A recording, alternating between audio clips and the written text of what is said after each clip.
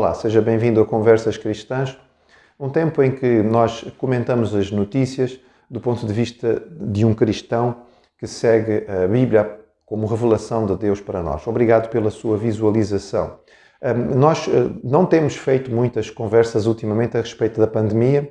Entendemos que o tema, às tantas, tornou-se pesado e cansativo, mas a verdade é que as notícias continuam constantemente a falar sobre este tema que é incontornável na nossa realidade atual. E por isso iríamos pensar um bocadinho em algumas das coisas que têm sido ditas, e grande preocupação tem sido concentrada na questão da vacinação, das variantes do vírus que têm aparecido e no benefício ou nos malefícios desta vacina. É muito importante nós termos algumas coisas do ponto de vista científico bastante esclarecidas.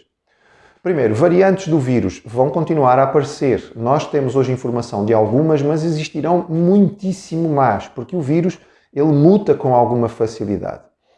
Algumas das mutações do vírus não serão necessariamente negativas para nós. Algumas destas mutações poderão até ser prejudiciais para o próprio vírus em si, porque o vírus não tem capacidade de perceber aquilo que é bom e aquilo que é mau. Algumas destas variações podem até ser mais fáceis de ser combatidas pelas vacinas do que outras, porque a vacina foi desenvolvida com um espectro razoavelmente largo daquilo que é o vírus que nós conhecemos, ou seja, foi feita para poder encaixar, digamos, de uma forma bastante complexa naquilo que é o vírus que temos. Ela não é tão específica. É verdade, ela foi preparada para os vírus que nós temos hoje a circular e as mutações são um bocadinho diferentes. Mas esta ideia de que há uma mutação que a vacina simplesmente não vai conseguir fazer nada, pode acontecer? Pode. É muito provável. Ninguém sabe dizer isto ainda, porque não é propriamente esta a questão. Temos que entender a seriedade, o cuidado e o brilhantismo com que os cientistas trabalharam para poder produzir estas vacinas. Elas foram feitas mais rápido do que o habitual? Sim, já dissemos isto, já conversamos em outras ocasiões, porque houve uma concentração enorme de muitos laboratórios, de muitas mentes capazes, e houve muito investimento financeiro, que nem sempre acontece em outras circunstâncias, para que pudéssemos ter esta vacina circulante. Portanto, temos variantes, sim, muito mais do que aquelas que têm sido mencionadas. Fala-se mais de uma ou de outra, possivelmente encaixa-se num grupo como a variante britânica, se calhar são várias, e nós estamos a achar que é apenas uma, mas existem várias variações e é natural que isto aconteça. Quando nós temos um vírus a afetar não alguns milhares ou alguns milhões, mas centenas de milhões de pessoas no mundo inteiro. Portanto, é muita gente afetada, é natural que nós tenhamos muita variação. As vacinas têm sido alvo de muita especulação. Então, a gente já ouvi de tudo um pouco, não é? Desde que as vacinas matam, a que as vacinas as senhoras hoje, as jovens que a tomarem vão ficar estéreis, já que a vacina provoca loucura, provoca demência, que a vacina tem um chip que o Bill Gates colocou para poder implantar e dominar as pessoas. Todas estas coisas não têm qualquer base científica e são apenas atiradas para o ar. Há efeitos secundários na vacinação? Sim. Qualquer vacina tem efeitos secundários. Ela está mexendo com o nosso sistema imunitário. Se você já tomou alguma vacina, por exemplo, para viajar, vamos supor, você vai para um país tropical, precisa tomar a vacina da febre amarela. Já tomou? Eu já tomei. Tive efeitos secundários? Tive. Fiquei 2 dias com febre, com dor de cabeça, com prostração, com sudorese, com mal-estar, com dificuldade em comer. É natural. Isto acontece com uma grande parte de vacinas. É muitas vezes, inclusive, o sinal de que a vacina pegou, digamos assim, ou seja, o seu sistema imunitário está a responder bem. Agora, habitualmente, nós não temos jornalistas do lado de fora dos centros de vacinação do país a controlar o que é que está a acontecer com as pessoas que são vacinadas ou as crianças. Agora temos. E são milhões e milhões de pessoas a serem vacinadas todos os dias ao mesmo tempo. É natural que apareçam muito mais efeitos secundários. Isso quer dizer que as vacinas não prestam, que foram feitas precipitadamente, que nós temos que fugir delas? Não, não é o caso. É claro que é muito infeliz quando alguém que voluntariamente tomou uma vacina para se proteger de uma doença acaba por ficar com alguma sequela grave. Claro que isto é muito triste e é evidente que se está a trabalhar para que isso não aconteça.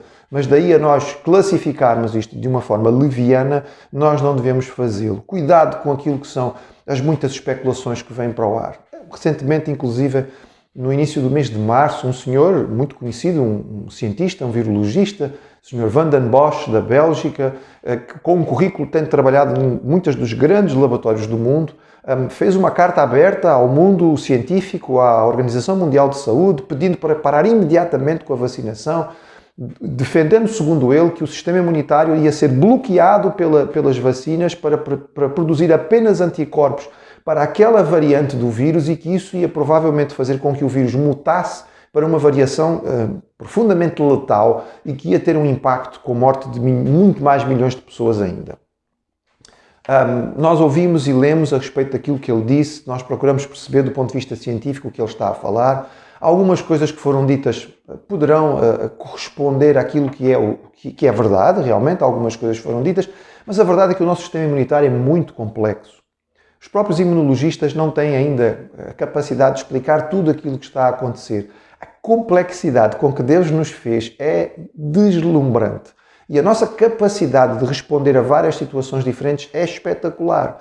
Então, provavelmente houve alguma simplicidade quando se tenta dizer que nós vamos deixar de ter a capacidade de responder a qualquer outra estirpe e não vamos simplesmente poder fazer isto e vamos todos morrer a propósito desta situação. A verdade de tudo isto que estamos a viver é que estamos diante de muitas novidades. É a primeira vez que nós temos uma pandemia com a capacidade de tecnologia que temos hoje para responder. É a primeira vez que nós vacinamos tantos milhões de pessoas ao mesmo tempo. Nunca aconteceu antes na história. É o primeiro momento em que isto está a ser feito e é claro que vai haver novidades porque nós não temos nenhuma experiência anterior para servir de padrão ao que está a acontecer agora.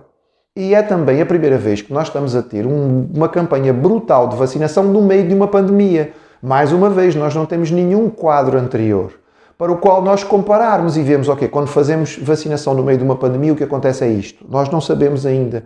Também é a primeira vez que temos a circular vacinas RNA mensageiro, que é uma fórmula própria de vacinação e de forma de ter vacinas que é muito específica, é muito especial. Nunca tivemos antes. Estas vacinas são iniciais agora, apesar da tecnologia estar a ser desenvolvida já há cerca de 20 anos. Ou seja, são muitas perguntas no ar, muitas incógnitas. É muito difícil diante disto simplesmente dizer é isto que vai acontecer ou não.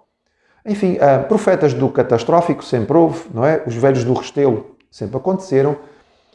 Nós, de certo modo, quase podemos dizer assim, esperemos que estejam errados.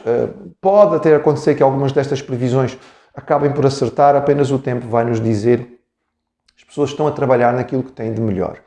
Temos pena de não ver alguma informação melhor sendo dada àquilo que é tratamento. Por exemplo, a ivermectina é uma molécula que tem sido usada em muitos lugares com resultados muito positivos. Em Portugal, a nossa mídia, provavelmente por orientação das autoridades, sempre apresenta a ivermectina de um ponto de vista muito negativo. Eu tenho visto, por exemplo, a ivermectina é apresentada como um medicamento para piolhos. Atenção, leia um pouco sobre o assunto e tente perceber. A ivermectina é uma molécula fantástica. Ela foi declarada como um presente para a humanidade. Ela foi desenvolvida a partir de 1975. Ela foi declarada como uma molécula importantíssima pela Organização Mundial de Saúde em 1981. E em 2015, William Campbell e Satoshi Omura, que foram os que desenvolveram esta molécula, este medicamento, ganharam o Prémio Nobel. Atenção, é um Prémio Nobel, não é um medicamento para piolhos. Ele trata vários parasitas, entre eles a oncocercose, que provoca cegueira. E estima-se que 30 milhões de pessoas por ano são poupadas de virem a se tornar cegas por causa da utilização da ivermectina. Então, não é um medicamento feito para o vírus, não foi feito para outras coisas. Mas também não é um medicamento para tratar piolhos. A verdade é que a ivermectina já tem 46 estudos feitos no mundo inteiro, com quase 16 mil doentes.